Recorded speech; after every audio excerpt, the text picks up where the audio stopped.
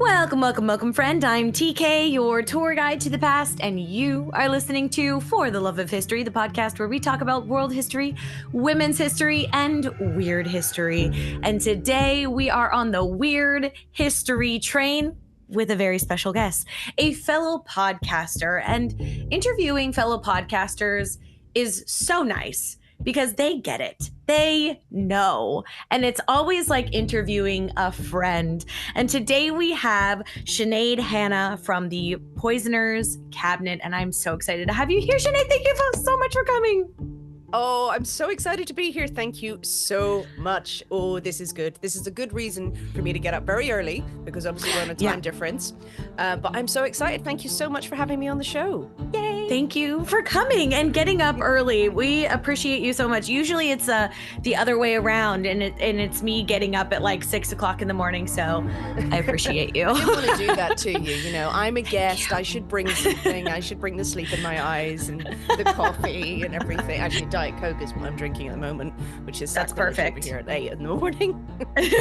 No, it's okay. It's almost 6 p.m. here, and I'm drinking a Red Bull. So Woohoo. It was a late night for the delicious donuts out there, which is what I call my listeners. It was election day yesterday, so yeah, we're sleepy, we're tired, we have been up. And we're going to talk about poison today. And Sinead has been so kind as to do a bunch of research on Aqua Tofana, which I'm very excited. So before we jump into the episode, let's give a little time for Sinead to introduce her podcast. So I would love for you to tell my audience about your wonderful podcast. Me? Oh my goodness. Yes. Thank you so much. Thank you for that. So I am part of the podcast, The Poisoner's Cabinet. The Poisoner's Cabinet has been going for about 4 years now. I present it with my delicious co-host, Nick, who is very fabulous, who is wonderful. Can't join us today because he is working away on various things, probably making hats. It's his thing. But The Poisoner's Cabinet is all about historic true crime and started to look at the lives of the great poisoners and the crimes of the great poisoners across the centuries. So we predominantly started looking at famous poisoning stories. Of course, the Victorians played a part in that, and then going back into the Elizabethans, the Tudors, the Romans even. And we've also expanded into general crazy true crime. It is a comedic podcast, but we take our history very seriously and we take our research very seriously. So we're always trying to find new crazy stories from years gone by, those crimes that are committed by people who had the best intentions and the very best plans, obviously, and often didn't understand how poison worked, didn't understand how axes work, apparently, for some people, or the police. Doctors, awful throughout our story. They don't know what they're doing in the majority of the time. But to mix it up, our podcast is also involves creating curious cocktails that are inspired by the tales that we tell. So every show we find a secret ingredient from the story. Nick and I alternate our stories, and that little ingredient, and it could be anything. It could be strawberries, it could be beer, or it could be Sicily, or it could be a suspicious naked man. And it is Nick's job, the master mixologist that he is, to create a cocktail inspired by that ingredient. And those cocktails are generally ones that we are inspired by the classics. We like a good cocktail. It's not a lot of party drinks. There's nothing wrong with those.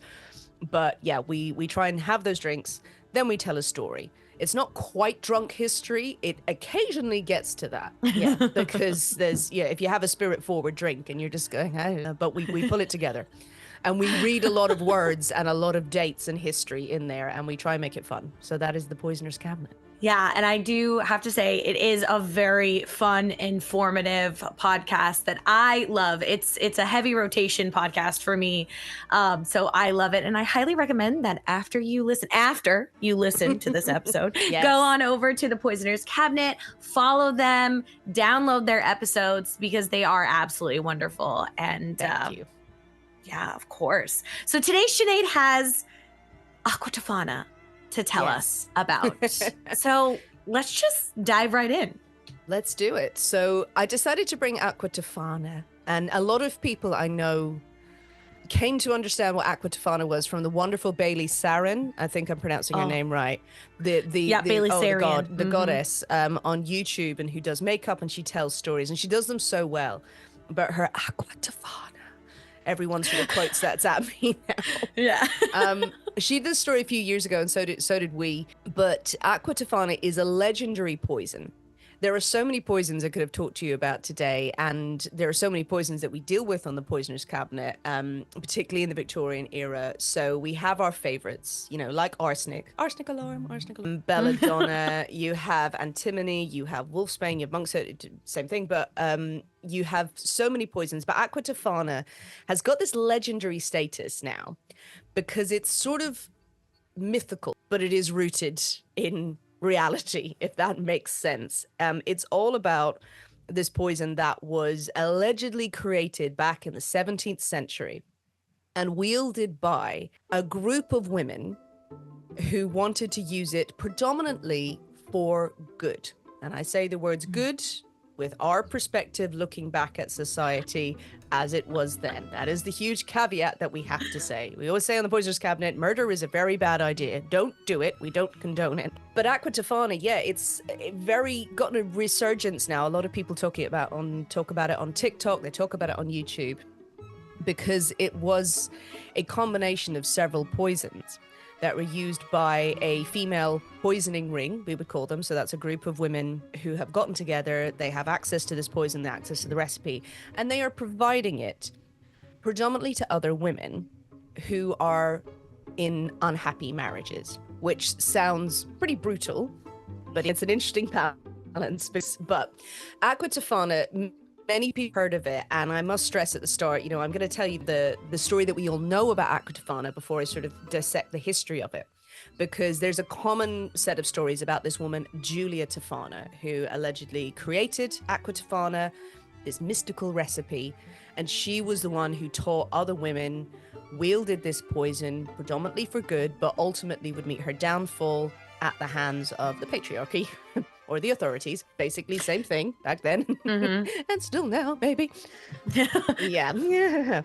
So she created this poison. Now, the actual origins of the story, when you dig into it, are incredibly convoluted. They're very interesting, but the resources around have been sort of studied and picked apart over the years. It's not to say this story didn't happen, it absolutely did, but the key players in it move around a lot. But the story of Aqua Tofana, what is Aqua Tofana? Well, honestly, nobody really knows. Over the years, people have tried to recreate it, but it was a particular poison that was maybe a combination of arsenic, of belladonna, of lead, predominantly. Those are the three that people feel like, okay, we know the Aqua Tofana was a combination of those three, but it probably had some other stuff in there. You could throw in some cantharidin, also known as Spanish fly, favorite poison and performance enhancing thing of the Marquis de Sade, which should send shivers down your spine, obviously. It may have some pennywort thrown in there, some antimony, some wolfsbane, a little bit of everything that will make you quite ill potentially went into Aqua Tofana. And this was created by these women who were in Rome in the 1600s. Started out in Sicily, created by allegedly Julia Tofana. So if we're going to follow that legendary story, Julia Tofana was raised in Palermo in Sicily. At the time, that was under Spanish control. She married, she had a daughter, or she married a chap who had a daughter, so she's either a mother or a stepmother. And at some point she moves to Rome around 1624, people have it. And she has been taught by her mother how to create poison. Her mother was an apothecary. She would have learnt the same trade, but her mother allegedly had the secret to Aqua Tofana. She had invented this mixture of poison that was so deadly, but it was unique because you could control the dosage of it in your mixture. So Aqua Tofana could kill in a week, a month, 6 months, a year, 2 years, depending on the strength of the poison that you ordered. Okay. Yeah. Got it. So if you want to be like sneaky about it, you can make it a longer haul situation. Absolutely. Yeah. And poisoning, generally good idea to be sneaky with it. Pour too much into the dinner, then, well, the people will end up purging it instantly if it's arsenic. And also, you will go to jail. Or you'll be burned at the stake Yeah. back then. Yeah. The gentle art of poisoning is famous and was feared because it is so subtle and so secretive. And the reason that Julia Tofana's alleged mother, a woman named Tofana Diamo, pronunciations of that are debated. But Tofania, she invented this poison because she was in an unhappy marriage, allegedly. And she knew other women who were in an unhappy marriage. This would pass on with Julia. This would be the par for the course through Julia's life and her work with other ladies as well. Being married, being a woman, really, back in the 1600s, not a lot of fun. Not a lot of fun. Yeah. Because you had, 4 options available to you. You could beg on the streets. You could become a sex worker. You could go to a convent and be pretty miserable there. Or you could marry. You could marry, and hopefully to a wealthy family, and hopefully to a man who wouldn't beat you morning, noon, and night. Yeah.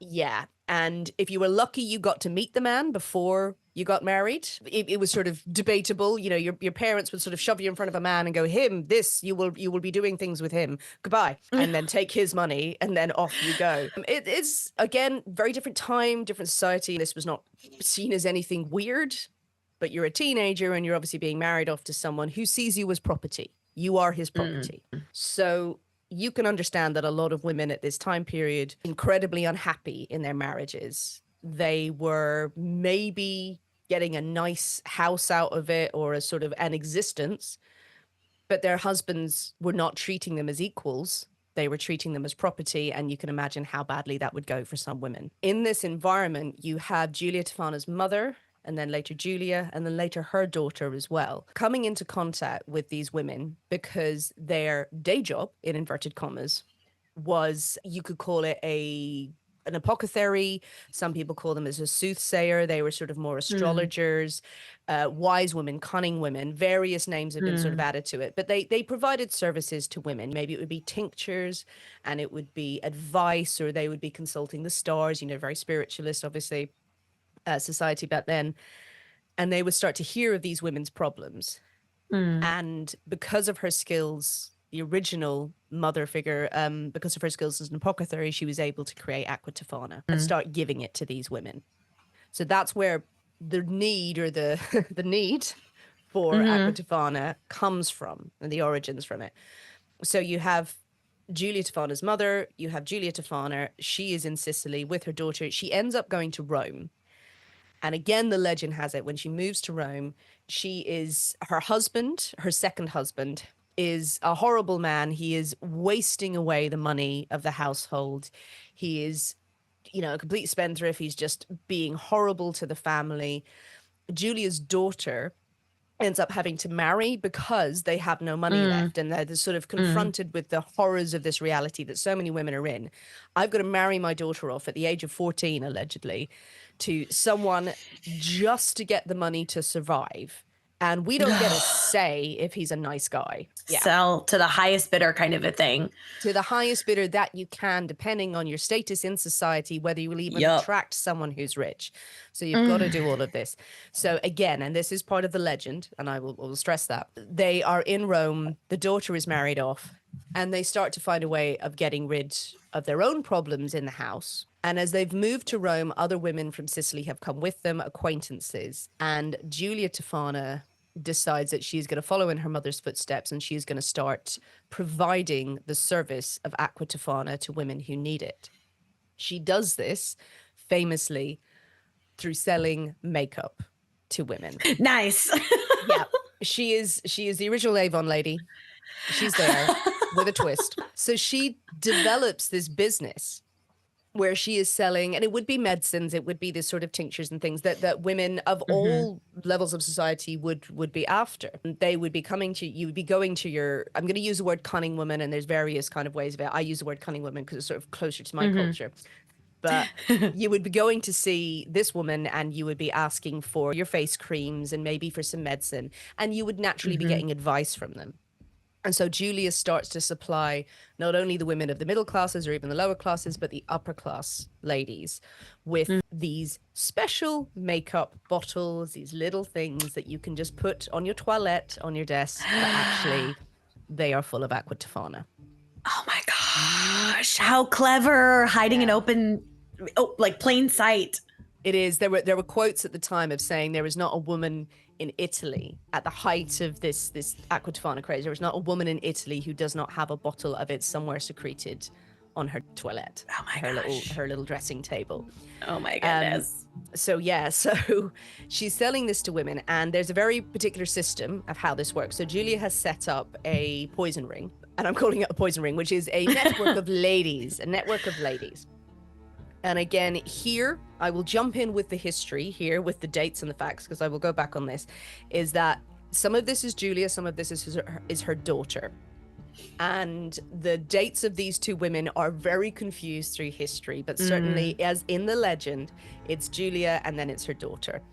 And they are working with these other women who are skilled from Sicily, and they are making Aqua Tofana, and they obtain clients, but it's a very strict referral system that they have. You can't just rock up and ask to see Julia and go, hello, Julia, I know you've got some, hey, hit me up. That special makeup. Doing some sort of weird order that people do. I was reading a story recently about a pizza parlor in Germany, I think it was. If you order the number 40, you get a bag of drugs or something like that. Oh my gosh. That happened. So I don't think they were rocking up and going, the number 40?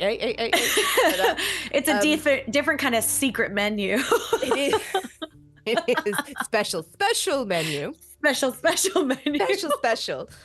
No, they couldn't do that because Julia would be like, get out. I do not want to be burned. Clearly you're a cop. Like, yes, the police of the time rocking up in girls' clothing badly. Like, hello, can I have some poison, please?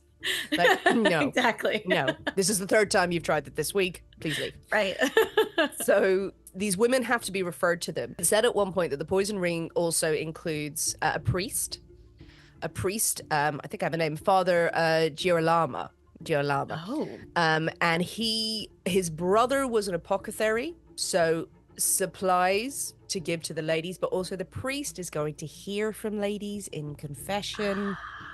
He can gently suggest and gauge if they're trustworthy, but also the women through society when they're going off and doing their normal day-to-day work, whether it's selling actual cosmetics or tinctures. Julia's daughter was allegedly a famous astrologer, so she'll be doing fortune telling and was very popular throughout Rome. So doing these courses of things, she might gauge from a woman, okay, you may be unhappy. Once they had a sort of a baseline clientele, then you could only be referred for Aqua Tofana through an existing client. You can't rock up. You have to be referred by a trustworthy source, so then you have a chain of responsibility. If you snitch, that person is going to be responsible. There is going to be more sort of separation from the known poisoners, as it were. Exactly. Wow. So they get their Aqua Tofana and they can take it home to their husbands, and the ladies there in charge of the household. They are able to oversee all the meals, and they can drop the poison into the food. They will take the recommended dosage. So depending on the strength that you've ordered, you might want to get rid of him within a week. If you think that there's a bout of cholera sweeping the area, you can get away with a quick dose and go, oh no, he totally died of cholera. No. Oh, always blame the cholera. God damn it. God, why? It is. We always say blame cholera because that's all anyone ever did. That's all doctors ever did. Saying cholera, it must be cholera. They're bleeding from the mouth. It's not that. You don't know what consumption is yet. Exactly. Guys, germ theory, come on. They're like, what is that? Like, oh, just give it 300 years. So you can give them a quick dosage, or you can administer this over time. And this is a pattern, many poisoners over the centuries would follow, particularly with things like arsenic as well. You can't give them in a full dose because it's purgative. It won't work and you'll just puke it up. And to put it bluntly, you could drop it into the food and this person would just seem to get sicker and sicker and sicker. They would look ill. They would just feel completely indisposed. And the wife is tending to them. The wife is kind and she's there by their side. She has been so thoughtful and publicly looking after them. And then if he does pass, there's no trace of the poison. autopsies are barely a thing at the time. I mean, it would have been, I mean, of course they take place, but it would be very weird. A lot of the families would feel uncomfortable asking for it because you're predominantly Catholic and you're like, no, no, no. And like they've died of natural causes. But even if they did try to do any preliminary examinations, the quality of Aqua Tofana was so great, allegedly, that it just disappeared. There was no trace. Crazy. And then the wife is left bereaved and terribly offended by the husband's family. Yeah. How dare you? Yeah, and there's a great article in Chambers Journal, I think from the 1800s, where they write about this in such beautiful detail, being really bitchy to the women, obviously, calling them Medeas and, you know, horrible, flattering traitresses, but saying how the women could then do away with their husband, walk away with his money, and then move on to a richer chap. And if he stepped out of line, well, you know, same thing would happen to him, but no blame could be passed on to her. Oh my gosh, that's like a new level of like live, laugh, love. Like live, laugh, love, poison. Like That's live, poison. Yeah. Live, laugh, love, Aqua Tofana. That is a new poster. That is what we need to get. Live, laugh, love. We do. Live, laugh, love. Like beautiful script, Aqua Tofana. Why don't you go into poster design? This is incredible. This is it. Okay, we're designing this. We're creating it. We're writing it later. Down. We're doing it. So you have Aqua Tofana being wielded. Apparently there was a public notice that was issued in Rome in the 1650s when this is at its height, warning people of the symptoms of this mysterious illness that's sweeping through and this suspected poison: agonizing pains in the stomach and the throat, vomiting, extreme thirst, and dysentery. All the good ones. Yeah. Gross. So, which is very similar to cholera and other horrible diseases. Well, in sanitary conditions, I mean, okay, fair enough. So there you go. So you have, this is how the poison ring worked, and this selling of makeup and these women dropping the poison into their husband's food. As is remarked over the years, and it's important to reference it, that people feel a great sympathy with Julia Tofana and the women of the time because they were in abusive marriages. There was no divorce. There was no option to get out apart from death, your death or his death. And it is a horrible time. And it's not just a case of, well, they just put up with it. It's horrific that a lot of women would have gone through. Of course, it's acknowledged that there would have been women who use the system to their advantage if they were like, well, you know, he seems nice, but I just actually want his money. Then they could have used that system. Apparently, we can't know for certain how discerning the women were. They were very particular about their clients, as I've said, to make sure it wasn't just people coming up frivolously going, well, I don't really like the look of my father-in-law, so meh, you know. Let's just get him out. Yeah, exactly. And, you know, there might be collateral damage with the rest of the family as well. So they were particularly careful about the clients who came into it. This all tumbles down when one woman gives up the ladies in the poison ring.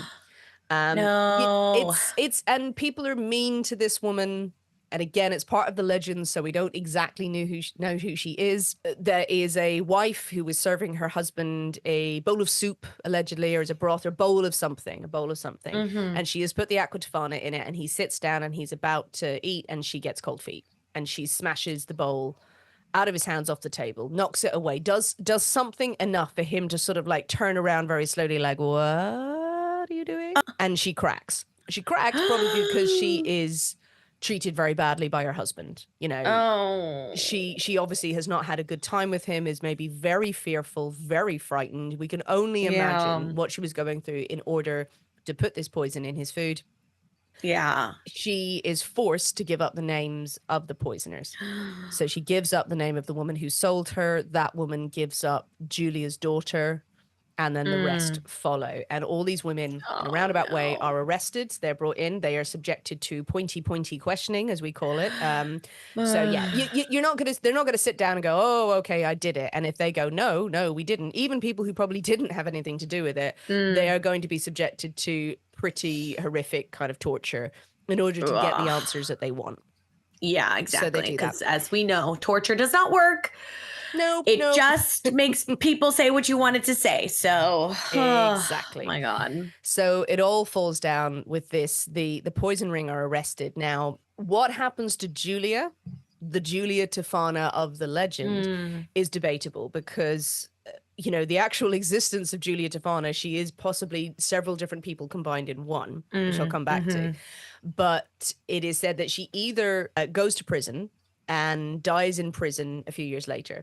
There are others who say, in the nice version of the story, which is really lovely, is that Mhm. she runs away. She goes to a convent and she hides in the convent, and she is hidden in the convent, and she lives to a ripe old age, and she dies in the convent, and everything's fine. I The like other that one. version, yeah, that's the nice one. People were like, she either died in 1651, 1709, or 1730. In Okay. 1730, she was probably 120. So okay, Maybe but then no. the other version is that she was questioned, she ran away, and she sought sanctuary in a church, cried sanctuary on the Mm. steps, very Hunchback of Notre Mhm. Dame, and goes in. It's tipped off the rumors about her spiral that Julia Tofana has also poisoned the water supply in Rome, and that even the church can't hide her anymore. So there's one Oh. version that she's dragged out of the church. There's one that she's hurled over the wall of the church in a bag. That may have been confused with her mother's story years early, but people kind of go, no, we love that for Julia. Let's have that happen to her. And then she is taken and she is accused and she is convicted of these murders. She is, there's versions that she was strangled to death. Horrible way to die. Very slow. Mm. Yeah. Yeah. Others that she was drawn and quartered, which is even worse. Yeah. Yeah. Others have her burned at the stake. Others have her hanged as well. They kind of just throw any sort of thing in there, really. It's more than likely that it was either strangulation if she was caught, or yes, she would have been drawn and quartered. Oh my God. It's like And top 5 worst ways to die. yeah. It's Oh gosh. pretty grim. And that is how she died. Her daughter, there's actually far more written about her daughter, alleged daughter, Spana, it's a surname Spana, as I refer to her, that she is also convicted along with 6 other women who were helping, Oh. and 40 of the clients of the Aqua Tofana ring are Mm. also convicted. So the daughter and the 6 sort of main women who were part of the ring, they are all executed. Of the 40, you have some who are imprisoned. You have some who are immured, so they are bricked up alive in the prison walls. That has a name? Immured? Immurement. Okay. I hope I'm pronouncing that right. This could be one of those things that I thought that's what that was for years, and it turns out it's like a lovely soup or something. I don't know. Oh my God. Editing TK will come in and let us know how it's that fine. is pronounced, or, it's fine. But Good Lord. immurement is, yeah, you're bricked up alive in the walls. And others went to jail, and the more high profile clientele, because allegedly they were right at the top of society. Oh, Okay, fine, gosh. never mind. We won't talk to you about it. It's fine. We'll just let this slide. Yeah. Oh my God. Okay. Yeah. So that is the end of Julia Tofana's story. And I will say, though, this is how the legend is passed on. This is the story that is told again and again. But with your fantastic history head on, it only takes a little bit of looking to go. The resources really around her story are limited. There were 2 accounts of the Aqua Tofana story written in the 1800s, moving into the 1900s, both by men. And they're taking the legend and they're sort of changing it, because Aqua Tofana was feared. Poison was feared massively, and even this Aqua Tofana story would start a chain of events leading to even more fascinating cases. It was alleged that the secret of what Aqua Tofana was picked up by a poisoner named Elixir, who was the chief professional poisoner. It was a job for the sister-in-law of Pope Innocent X. That makes sense to me, knowing Yes. Pope Innocent X. Yeah. Oh, yeah. They get hold of that, and then someone is able in France years later to pass it on to the lover of the Marquis de Brinvilliers, who is the central figure of the affair of the poisoners. And that is a whole amazing story in itself. Crazy. Yeah, so this is the legend behind it. Really, the background to it, we know of the woman Tofana Diamo, who is supposed to be Julia Tofana's mother. She did exist in Sicily. She was executed in 1633. There are records of that for poisoning. She was a poisoner. Okay.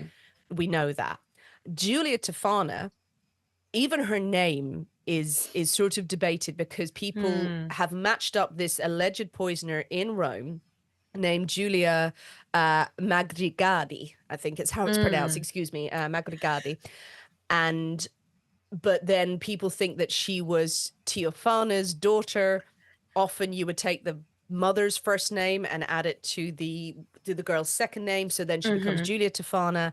And then she is the mother of Juranima Spana, who the daughter is, and the daughter is the part of the Spana prosecutions. So immediately convoluted, it's all mixed up.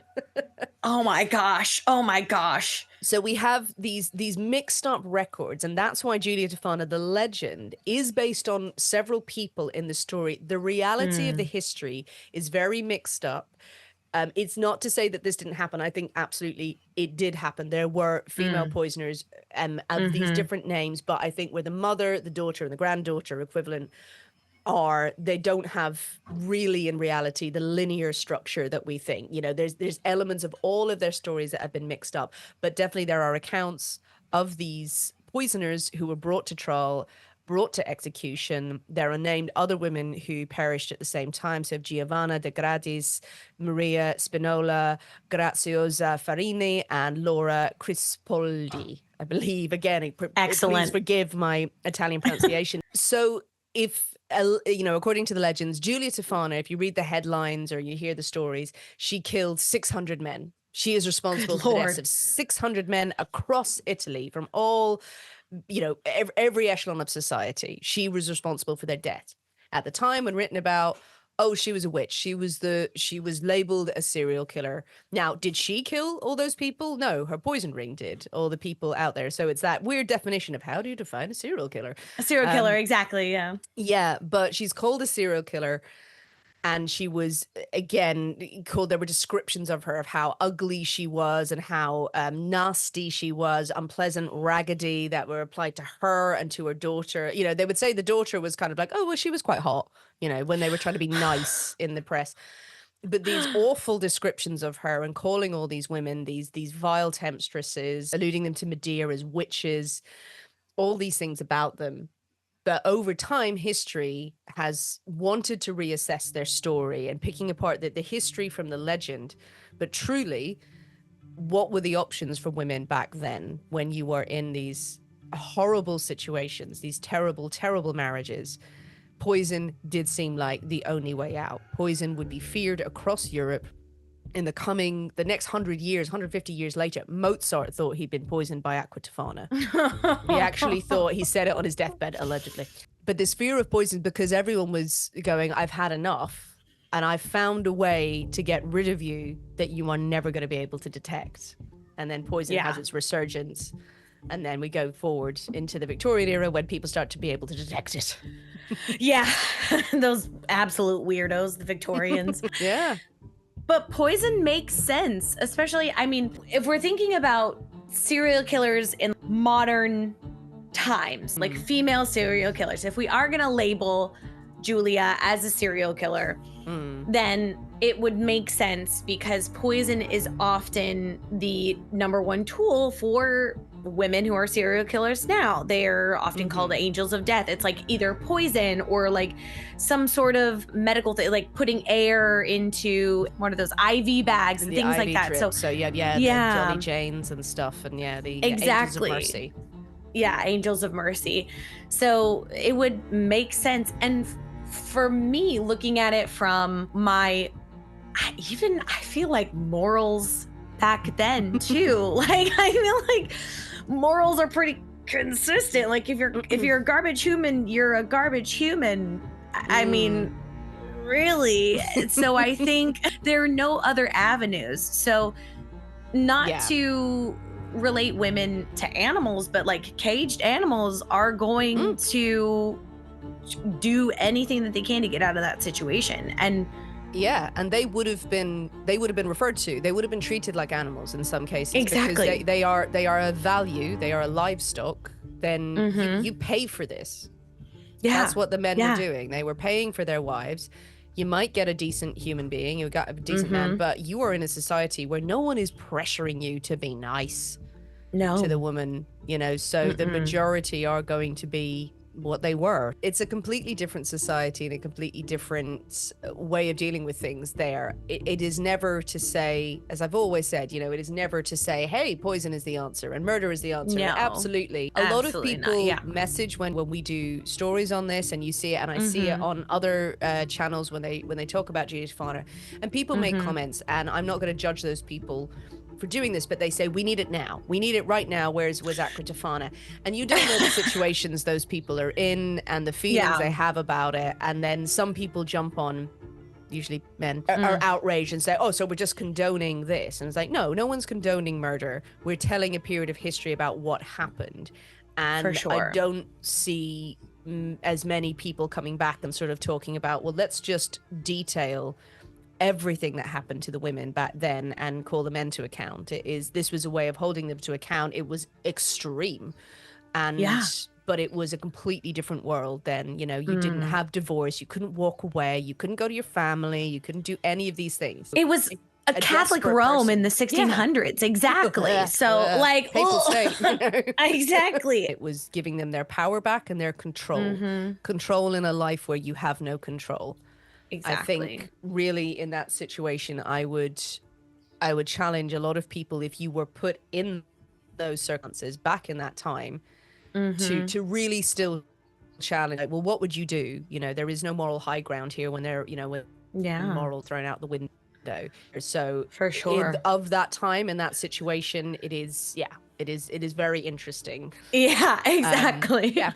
And I think that it's important to stress, you know, you mentioned at the beginning, you know, the phrase, we support women's rights and we support women's wrongs. And I love that phrase. I worry about it sometimes, is that, you know, it is important that women did do bad things. Women did do bad things through history. And we need to point those out and say, yeah, this was wrong. And I don't necessarily support what you did. But what are perceived to be women's wrongs through history? That is the issue, because Julia Tofana, her daughter, all those women were labeled witches. The figure of 600 men laying at her door. Who does that remind us of? Elizabeth Bathory. Elizabeth Bathory, as she's called, you know, again, like, oh, she killed all these hundreds of people. Elizabeth Bathory, not a very nice woman. Not a nice woman at all. Did she kill all those people? And was she wrongly accused of various crimes so men could get hold of her money and her land? Absolutely, that happened.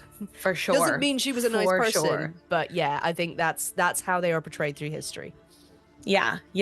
And I think there is definitely a double standard when it comes to how, quote, air quotes, bad men and women are perceived and told in history. Like, you have all of this long history of kings and emperors and leaders who are men committing all sorts of atrocities. And that's leadership. That's being tough, things like that. But then when you turn around and you have women, female leaders, female people in government, in military situations doing the same thing, they're evil. Yeah, they're unhinged. They're like, a girl did this? What? Right? She must have been crazy. She must have constantly been on her period, is basically what people exactly. make out. They can't be trusted. They can't be trusted. Right? You're like, oh, it's for God's sake. Yeah, right? There's such a double standard. It doesn't. I mean, one of the things that I like about Aqua Tofana as well, in terms of the makeup of it and the fact that it was sold as makeup, is interesting in terms of the poisons as well. The potential ingredients in there, you've got arsenic, which is obviously going to give you those effects of cholera. So you have it a little bit at a time and it is going to destroy you from the inside. You have antimony, you have lead, which is obviously going to attack different parts of the organs. And then you have these other ingredients that are used in cosmetics. So belladonna was used to make your pupils dilate. Yeah. It was you a little drop of the juice in your eye, poison, absolute poison, but it will make your pupils dilate and make you look all kind of watery-eyed and beautiful. Its name, Beautiful Woman, belladonna. Yeah. So that was in there. Weirdly, cantharidin, such a horrible poison that was known as Spanish fly, and people talk about it. Obviously, Marquis de Sade. Cosby talked about Spanish fly in horrible stand-up bits that he did because Did it was he? because it was known as an my God. aphrodisiac, because Oh, that's why gross. the Marquis de Sade took it.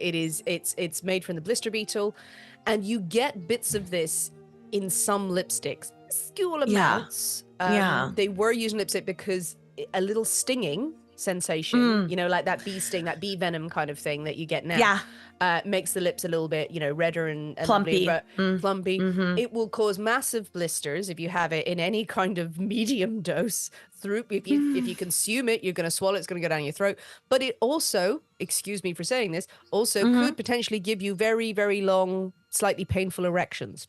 Okay. Yeah, because you take Weird side yeah, effect.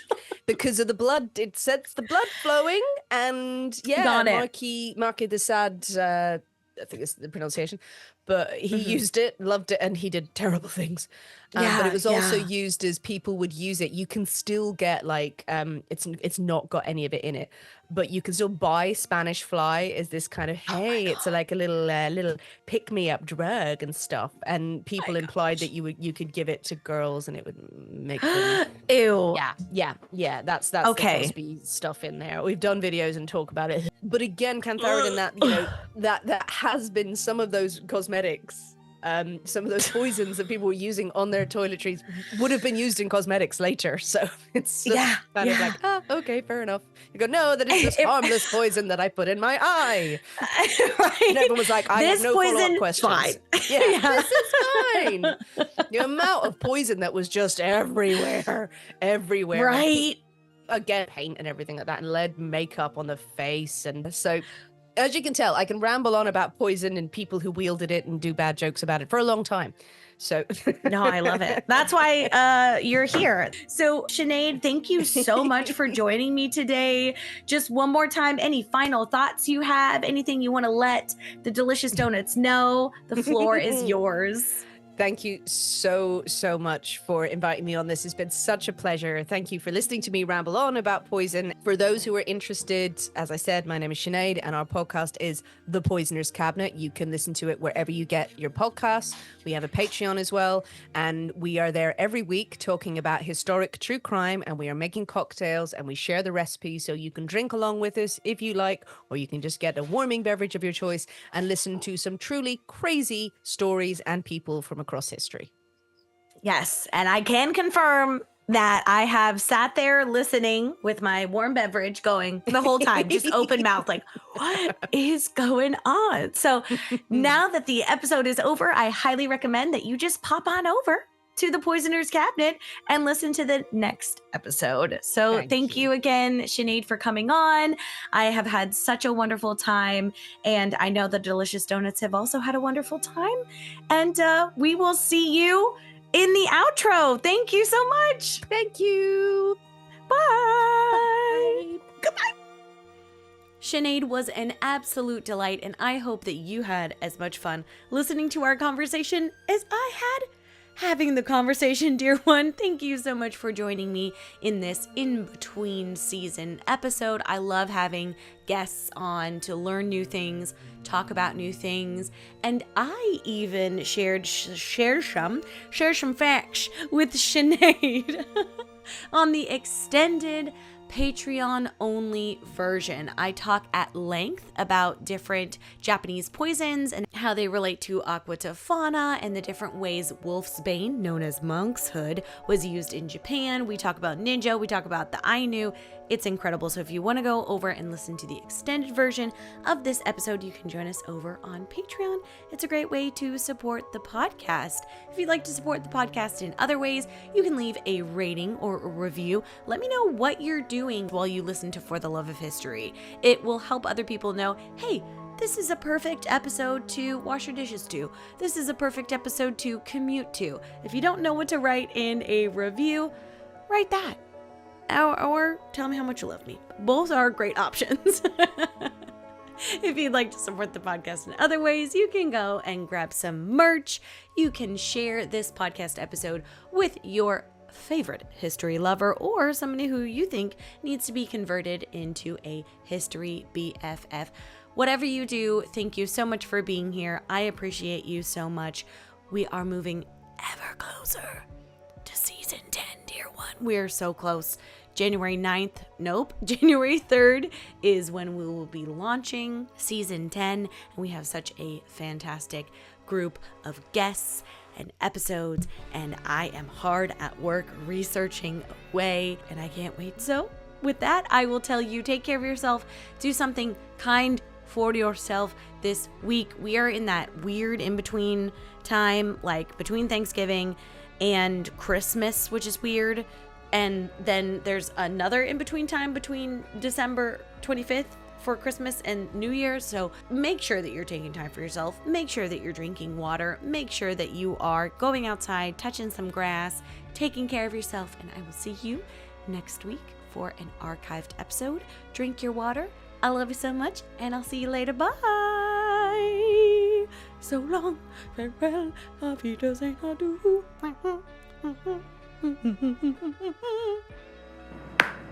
Why is there a metronome right now? Oh, okay.